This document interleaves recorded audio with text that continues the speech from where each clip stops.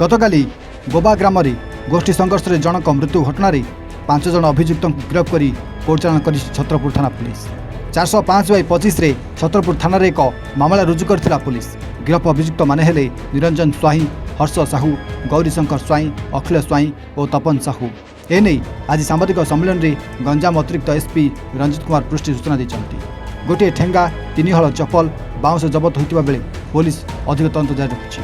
एने आहत होता सुधीर स्वाई गतकाली छत्रपुर थाना 20 जन नाँ अभियोग करथिबा बेले अन्य मानक अटक रखी पुलिस पचराउचरा जारी रखी। कोठ संपत्ति और पूर्व शत्रुता अघटनर प्रकृत कारण बोली पुलिस प्राथमिक तदंतर सूचना पाई। सूचना था कि गत मंगलवार दिन गोबा ग्राम विद्युत सबस्टेशन निकट में किसी दुर्बृत्त गोटे बाइक जोगे आसी आक्रमण करते। तोफान स्वाई मृत्यु घटवा बेले नंद बारिक, आदित्य साहू, राहुल स्वाई, सुधीर स्वाई आहत होते। दीर्घ वर्ष धरी दुई गोष्ठी मध्य तिक्तता लगी रही पुलिस तदंतरू जाना पाई। समस्त को प्रेस ब्रीफ को स्वागत करुच्ची।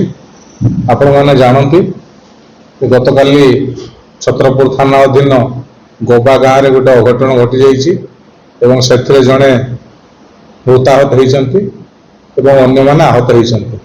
ए बाबद सुधीर स्वाई पिता गणपति स्वाई साकिन गोबा थाना छत्रपुर तांको रिपोर्ट क्रमे छत्रपुर थाना रे केस नंबर 405 डेट 2/7/25 तारीख एक मर्डर केस रुजु होती केस तदंत अब्याहत रही।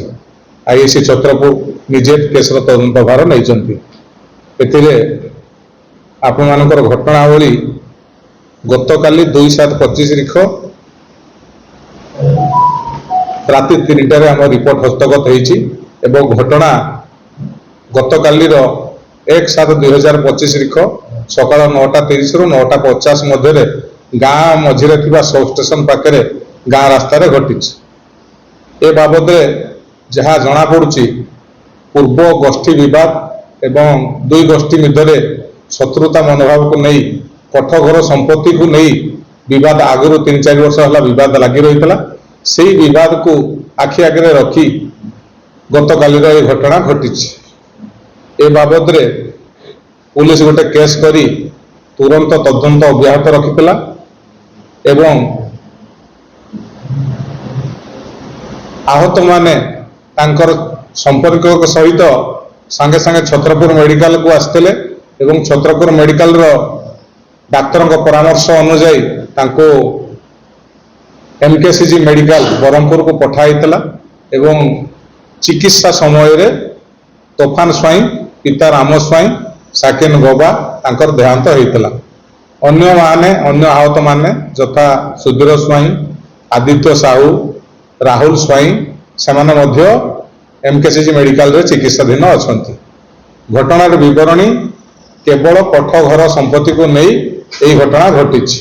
ए बाबद तुरंत तदंत करी 5 जन आसामी को आज आम गिरफ्त करचु। आसामी माने हेले निरंजन स्वाई ओरफ नीर, हर्ष साहू, गौरीशंकर स्वाई,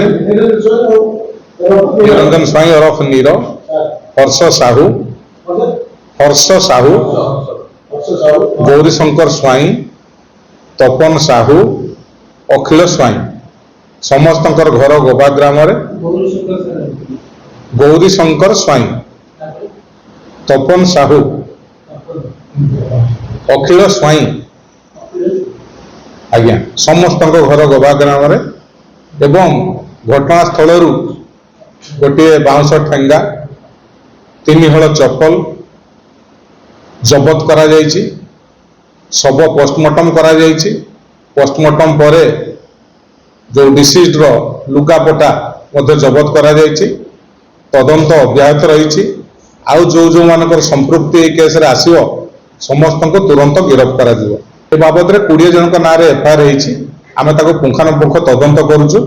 से जार भी संपृक्ति थी निश्चित भाव में गिरफ्त कर खंडा व्यवहृत होता। खंडा जबत एपर्यंत हो पारिनी आम चेष्टा करुचु। खंडा और अन्य मारणास्त्र घटनास्थल जबत हे कि जो फोपाड़ी थे से जगह तदंत करी जबत करने चेष्टा करुचु। बाबद मास्टर माइंड सेमती किसी कहीहबनी। ए गाँ बद ही मुख्य कारण गोष्ठी विवाद और कठघर को ए 2 गोष्ठी मध्य तिक्तकता मनोभाव को नहीं हत्याकांड घटी गोटे दिन पूर्व संध्या समय गोटे मीटिंग गाँव में बसीला खबर मिलूची एवं से मीटिंग रे को माने संपृक्ति थिले को माने मीटिंग अटेंड करथिले ताकु माने आमे तदंत को अव्याहत रखिचु एवं तदंत रे सो माने ए मीटिंग रे प्ररोचना करथिले एवला घटना घटाया पई ताकु मध्ये गिरफ्त करिवे आगरो गोबा गाँव रे 3-4टा एभला गोष्ठी विवाद केस हेची सेथिरे आमे तर्जमा करूचु इनवॉल्वमेंट जार थिबो सेटा मध्ये जणा पड़िजिवो सेथिरे अन्य मानको मध्ये आनिके पचरा उचरा हेउची वर्तमान पे आम 5 जनकर सठिक तथ्य पाइला परे तांको गिरफ्त करछु एवं आज कोर्ट चालान करा जिवो। गंजाम जगन्नाथ साहू रिपोर्ट एवं ओडिशा।